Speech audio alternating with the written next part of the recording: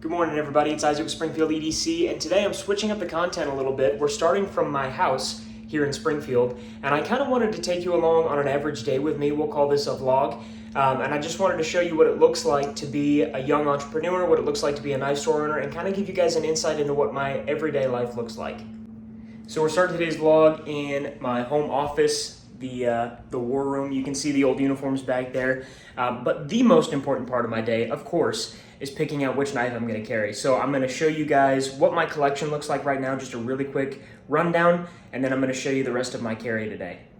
So you'll have to bear with me a little bit. The lighting in here is not excellent, but I keep all of my knives here in this Craftsman workbench toolbox. I've got some other carry stuff up here, some lighters, T6, T8 screwdriver, because you always need one of those. In this top drawer here, we've got the Benchmades and the Spydercos. And then we'll work our way down here. Here we've got the autos, a couple of Microtechs, and some Protechs.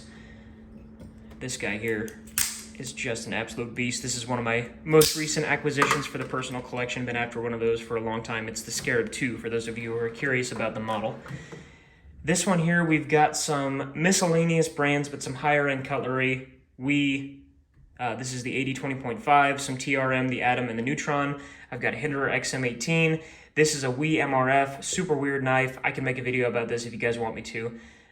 This actually is a Kershaw that's in here, but this is the Heist. This is the best budget knife on the market, in my opinion, right now. We've got the Chris Reeve, the WE Elementum with some custom ano.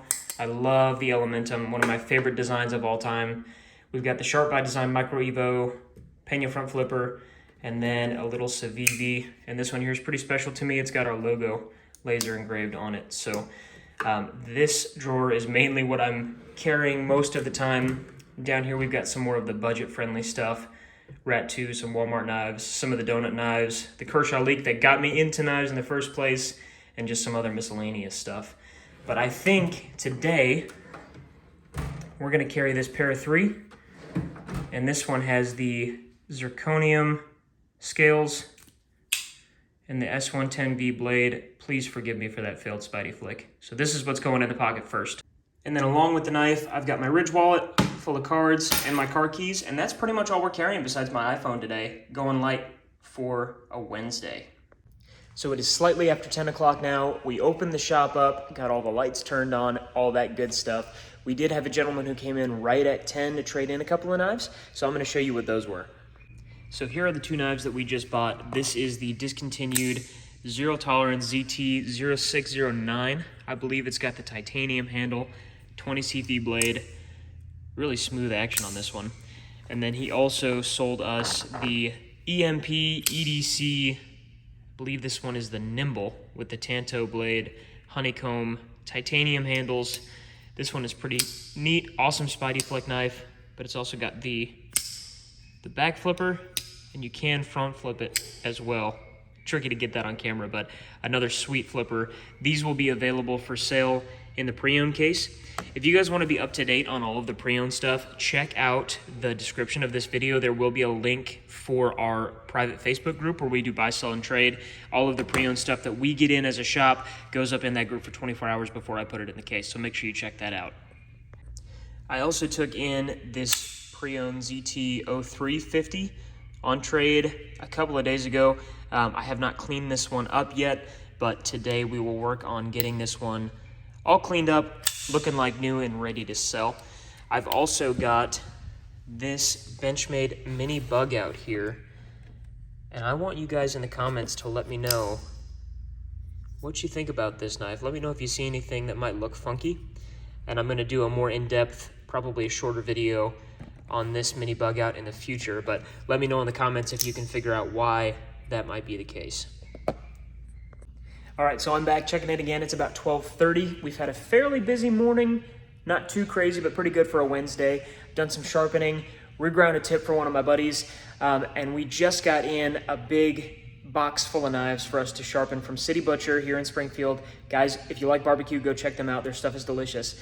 But you can see here, we've got this big box full of knives. So I'm gonna show you guys really quick what we use to sharpen and kind of what that process looks like. Okay, so this is our sharpener here. We use the Work Sharp Elite system, and we start on their rough belt, especially for kitchen knives. You kind of have to reprofile them almost every time you get them in, especially because they only bring them to me about once every 2 to 3 months. And then we work up through the progression all the way up to the paper belt, which I think is equivalent to like 12 or 15,000 grit.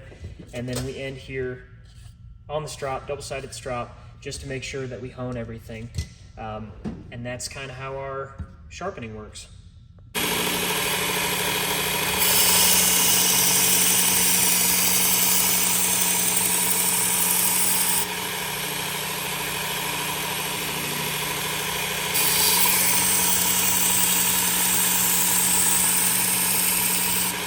All right, so it's now almost 4 o'clock. Took us a while, but we got everything sharpened. I've got one of their big knives here to show you. Absolutely insanely sharp.